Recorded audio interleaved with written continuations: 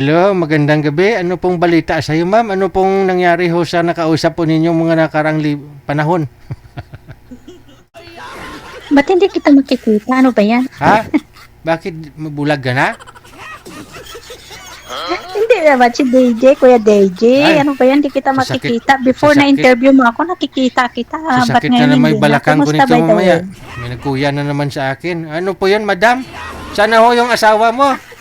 Sakit na yung balakang ko eh.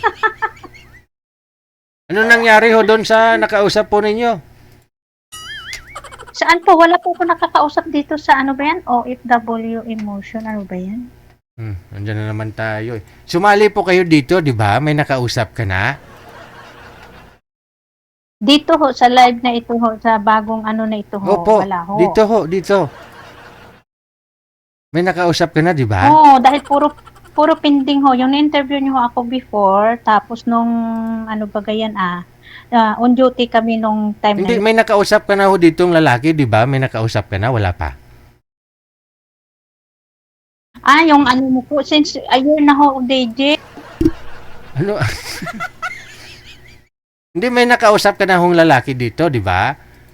Nasaan na ho siya? Since a year na ho, yung si ano, yung sabing ano, yung magsusundo na ganyan na 10 beses na sa binabla. Hindi ko na ho maalala eh. Pero kamusta po kayo? Ay nako, DJ, tama yan nga ano, kaya binablock sa DJ. Honestly lang talaga, DJ, ha. Oh, Kaya binablock sa DJ kasi hindi siya honest. bakit? Nasabi niyo hindi siya honest. Kasi DJ, Oh. 'di ba sabi niya, may susunduin, 'di ba? Ganyan. So, baka kuya, yung sinasabi niyo si engineer na Kalimutan, hindi naman engineer, na construction worker ho siya. kalimutan ko na. I remember that, DJ. Oh, ano nangyari? Ay, hindi pala siya engineer? Ay, hindi na, DJ. Kasi nahuli ko sa DJ, pero Oh. wala naman kaming usapan na verbal na mag-on kami, na magkaroon ng relasyon ng ganyan. Oh. Hinuli ko lang sa DJ kung hanggat saan na yung, kung seryoso siya o ano. Kasi, Opo. di ba, sabi niya ho dito sa live, Mm. yung sabi niya dito sa live ay 10 pieces na sa sumali, tapos lahat na nakakausap niya ay binablock siya. Oh. Di ba ho? Okay. So tapos, black mo na rin po siya ngayon. Hindi ko siya ho binilak. Hindi ko ho siya binilak. Ano Kaso lang ho, ako, mabait akong kausap sa kanya. Ah. Dahil sabi ko ho, magbabakasyon ako. Tapos ang sabi niya ho, may susunduin yung ganyan ho, di ba? Tapos ang sabi niya, baka sakali magsusundo ka na, yung ganyan. Tapos DJ, kasi mahilig ho ako kasi magbigay ng gift. So ngayon, pinapili ko sa DJ. Sabi ko, kailan ho birthday niyo? Wow. Sabi niya. Kasi sabi ko, ako honestly, ayaw ko yung liar sa buhay ko. Sabi ko ganyan. Yes po. Sige. Dahil construction ho siya, DJ. Sabi ko, mahilig ako kasi magbibigay sa gift. Sabi ko, ganyan. Sabi ko, ay ma'am, ano na lang ganito?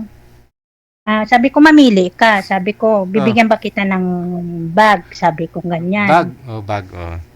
Oo, yung mga branded, DJ, ha? Sabi ko, mamili ka. Chanel, Prada, LV. Sabi ko, ganyan sa kanya. Ano gawin niya sa bag niya? Lagyan ng mga martilyo, ganun, pangpalitada, ganun. Anything, DJ, pagkain o money o whatsoever, DJ. Ay, lagay sa Basta bag. ako, happy ako na nakashare sa kanya. Yes. Tapos, So ngayon, nag-demand siya. DJ nag-demand siya. sus, nagbigay ka na nga. Nag-demand Demand siya, pa. ha? Anong gusto? Anong gusto niya? Ang sabi niya, lipas na po yung birthday ko. Okay, anyway, sabi ko, either na pas na yung birthday mo, magbibigay pa rin ako ng gift kasi marapit na yung December, magki-Christmas, sabi kong ganyan, nagbibigayan yung mga regalo, yung ganyan, sabi. Yes. Ma'am, ganito na lang, sabi niya. Pwede bike na lang. Okay, sabi kong ganyan. Bike para may service daw siya. Opo, bike. Kasi construction worker nga siya sa Maynila, sa Parañaque, remember, DJ? Hindi ko na maalala. Tapos? Tapos ano ba ganyan ho? Sabi niya, honestly talaga ako, DJ, ayaw ko yung ano sa buhay ko, yung hindi yung hindi seryoso magsalita, yung parang nilalaruan ka lang, ayaw ko nung ganyan. So binigyan mo siya So, ng bike? wala akong tinatago. Binigyan mo siya ng bike? Ano nangyari? Ganito, DJ, sabi niya, bike na lang, ma'am. Okay, sabi niya ganyan. Sabi ko, magkano yung bike? Sabi niya, kahit second hands. Okay, no problem, sabi ko ganyan. para may service daw siya. Yes. O sige, sabi ko, kasi naintindihan ko naman DJ, yung pamasahe sa Maynila, mahirap. Hindi Pag magkano, nag-take a ride ka. binilhan mo siya, pinadala mo ng pera? Sure talaga DJ, exactly. Magkano Kung po ano ang padala mo? sinabi ko, sinusunod ko. Sabi niya, kahit brand, kahit second hand lang. Ah. Okay, sabi ko ganyan, maghanap ka, tapos sabihin mo sa akin, isend mo ka sa akin yung Gcash mo. O sige, sinagsend ho siya ng Gcash. Pero hindi totally DJ na nanggagaling sa akin dito kasi yung pera ko, sinisend ko dyan sa Pinas, tapos hawak ng parents ko, tapos kung may bibigyan ako, saka ko sasabihin na ganyan. Okay. Tapos? Okay. So ngayon, kasi wala naman akong Gcash dito sa sa sarili ko na sa abroad eh. Yes. So ngayon, may ko dito, yung bike ko ditong ginagamit. Actually, sa kasamahan ko ito. Tapos pinahiram sa akin, tapos pinaayos ko, sabi niyang ganyan. So, ito na yung ginagamit ko. So ngayon, ibebenta daw niya DJ. Ng kaibigan niya sa kanya. So ngayon, ang sabi daw ng kasamahan niya, ibebenta na niya. Sabi niya, di pwede, sabi niya ganyan. Huwag na ibenta, ako na lang bibili, sabi niya ganyan. So ngayon, DJ, pinicturean niya yung bike na second hand na yan, kunyari, service niya. Doon sa puno-puno, parang kulungan ba ng aso o ano yun. At talagang sira, hindi nga ako unbelievable DJ na magagamit. Sira talaga. So ngayon, okay lang. Sira yung mukha. Oo, kalawangin nga DJ. Pero hindi nga ako maniwala na nasi-service niya. Okay, dahil kung ano ang sinabi ko, nabibigyan kita ng gift, para mapakinabangan mo, may service ka, para hindi ka na mamasahe, yung pamasahe mo, baon mo na lang. Ang sabi ko sa kanya.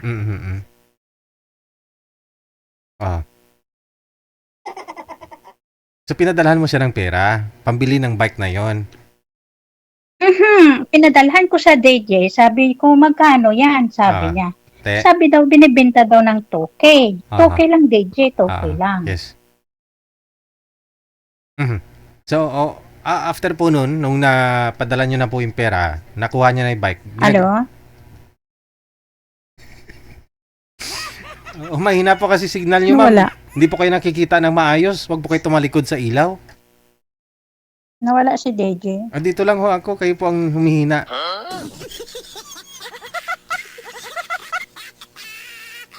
Okay. So, ano pong nangyari? Hindi na maintindihan.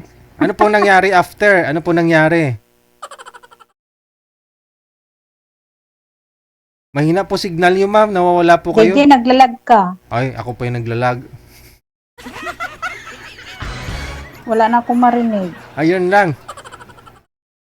Hindi mo rin ako nakikita, no? Hindi mo rin ako marinig, no? Wala akong marinig, DJ. Oh, hindi. Malain, ini. Oh.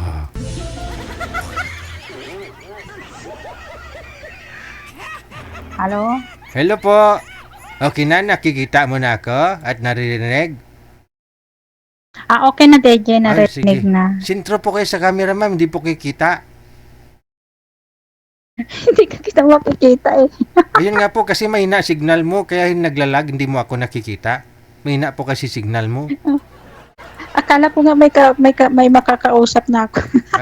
Wala, usap muna tayo.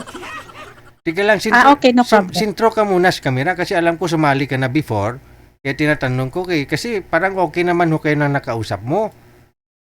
Hindi ho, DJ. Wala akong sinabi sa kanya na mag-on kami. Ang sabi ko sa kanya,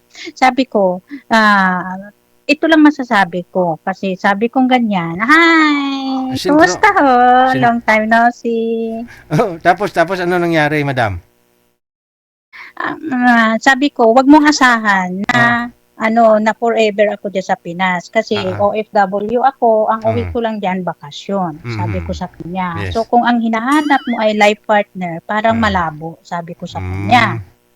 Kasi, kung seryosohin mo, uuwi ako dyan, tapos iiwanan na naman kita. So, hindi okay yan sa iyo. Sabi ko, kung life partner ang hinahanap mo.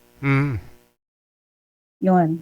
Sabi niya, okay lang naman, sabi niya ganyan. No? Kapag sinubukan ko lang sa DJ.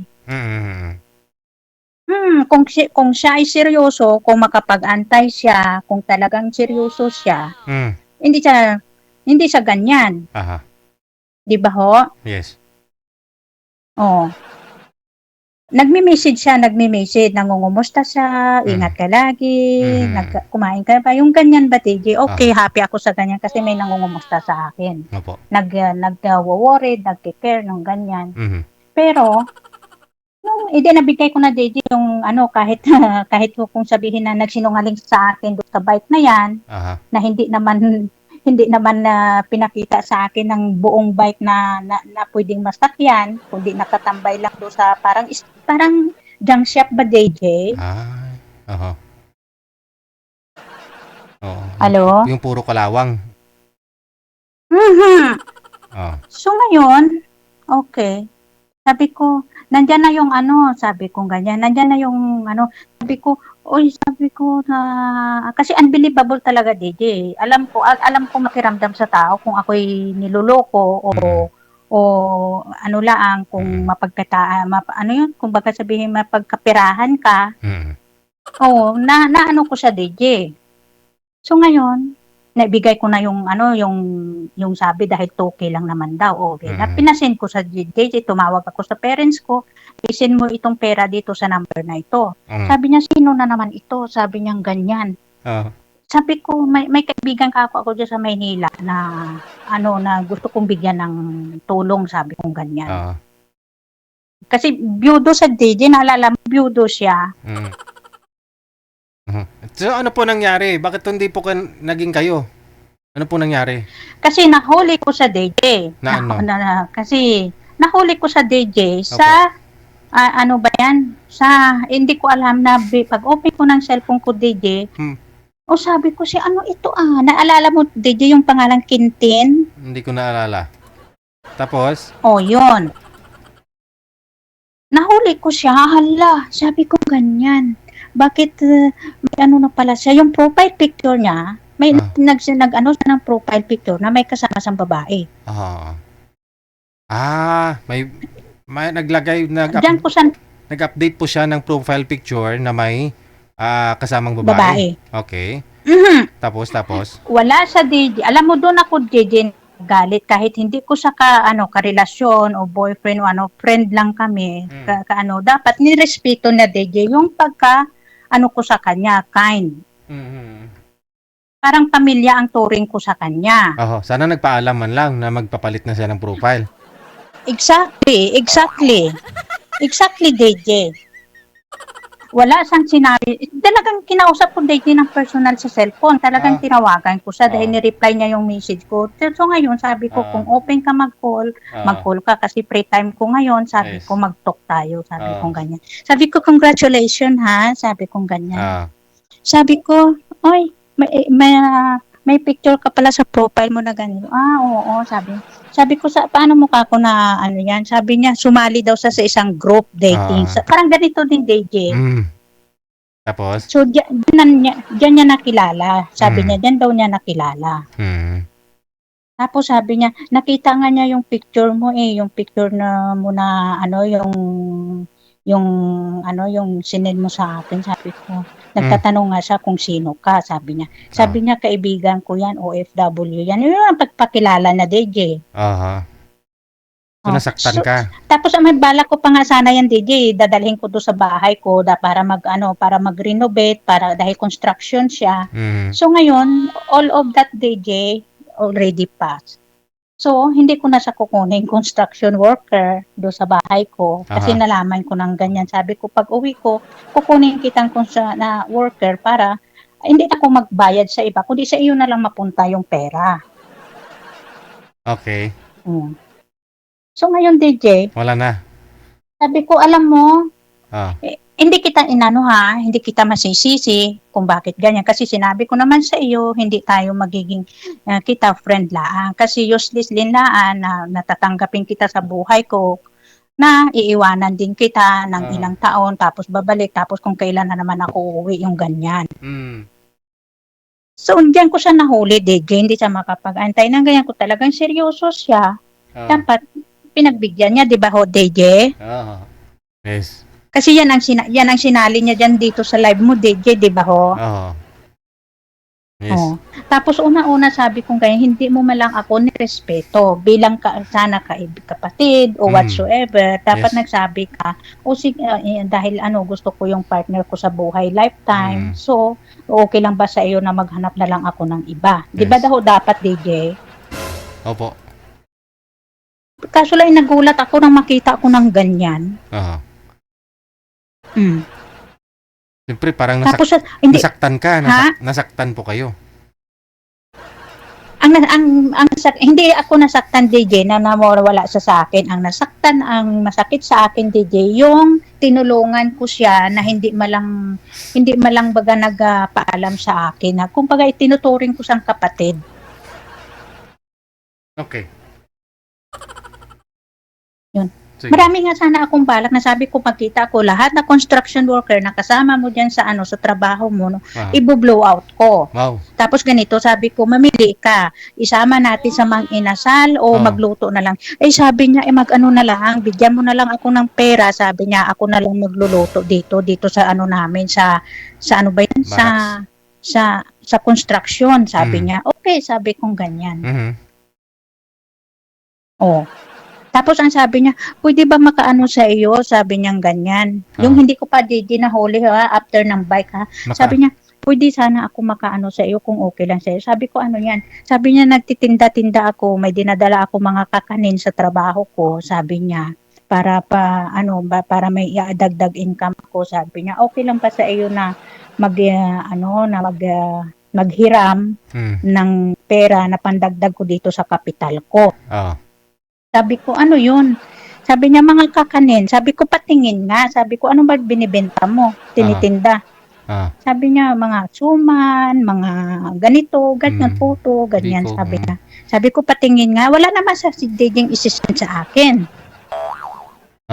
Sabi ko, ganito, kung may kapital ka dyan, makabenta ka ngayon, tapos yung tubo, yun na naman ang ibenta mo para dagdag na naman. Halimbawa,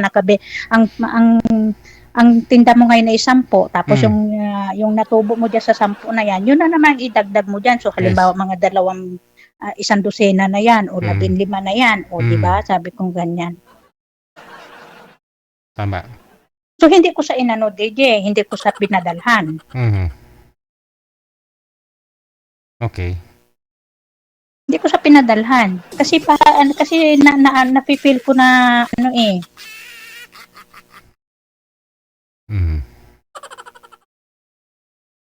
Okay. So ngayon, hahanapan ka po namin ulit, ganon, ma'am? Kung may papartner ho kayo sa akin, DJ, okay lang na kung magkakilala sa isa't isa. Ilang taon na po kayo, ma'am? Kaibigan muna, yes. Yung ganyan. Ilang taon na po kayo? Kasi dyan naman ho, DJ, nagsisimula kilalanin sa isa't isa, o kaibigan muna, o dyan naman malalaman kung talagang kayo, sabi, di ba? Okay. Kasi alam mo, DJ, dito sa abroad, kumbaga ay, siyempre, masaya ako, may kausap ako na kapwa ko Pilipino, yung ganyan. Okay. Ayaw ko lang sa lahat yung lulukuhin kabaga. Yes. Yung ganyan. Marami na ako, DJ, na tulungan, actually talaga. Akain talaga ako, DJ. Happy talaga ako sa, kung meron akong konti, yes. Naitulong ko sa kapwa ko, lalo na ngayon sa Pinas, di ba, crisis ngayon, di ba? Masaya ako, DJ. Ang ayaw ko lang sa lahat sa tao, yung sinungalingan ako, yung hindi tapat baga, DJ. Yes. Sige. Yun ang sa akin lang.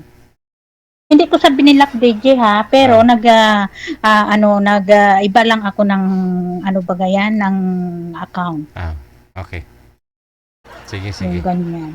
Manager, tapos proud po siya, DJ, tapos yung babae, nakwento ko, sabi ko, taga saan naman? Proud siya, DJ, oh my goodness, DJ, hindi talagang walang respeto sa DJ.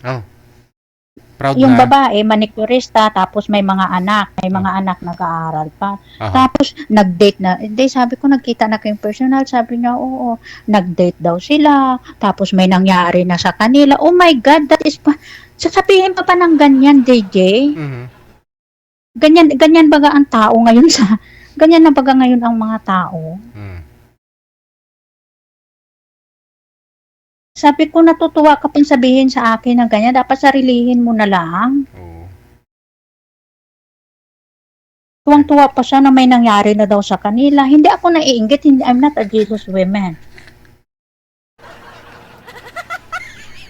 Ilang years na ako DJ na single life, na independent, single mom, independent ako DJ. Almost 20 years na DJ. Oo. Pero never ako nanloko sa kapwa ko. Never ako nagkarelasyon ng ano. One time lang ako nagkarelasyon na yung sinabi ko na ho sa inyo before nung yung umuwi lang ako dahil magkita sa ganyan. Tapos yun pala hindi naman totoo. Yung pala hindi naman nangyari na magkita kami ng in person. Pinaasa ka lang na may mangyari sa inyo, magkita kayo, may mangyari. Tapos nung umuwi ka, hindi man lang siya pagkita. Paasa.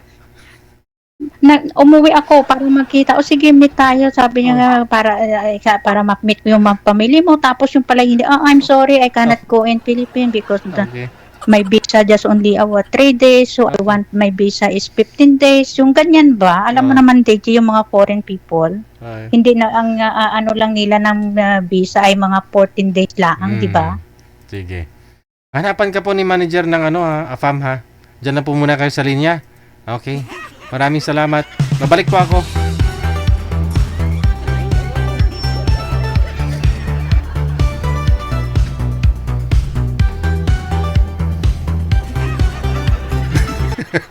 Hindi ako makasalita. Okay. Yes.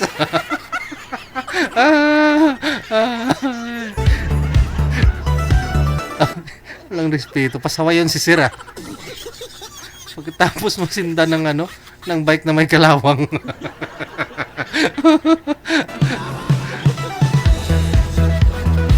Ay, pasaway. Bike na may kalawang na.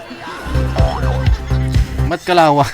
Kalawangin na. Ako nga nakabili akong bike sikunan 3,000. Okay, maganda eh. Oh. Tapos 2,000 kalawangin na.